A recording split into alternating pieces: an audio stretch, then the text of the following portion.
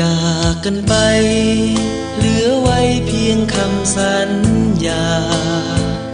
ที่ชาญชาลาส่งเธอขึ้นบนรถไฟหาดใหญ่ยามนี้ความรักยังมีมากมายรักด้วยหัวใจฝากไว้เพียงคำสัญญาหากเอ่ยคำลาน้ำตาฉันคงต้องหลั่งเรื่องราวความหลังจดจำทุกลมหายใจแต่ในวันนี้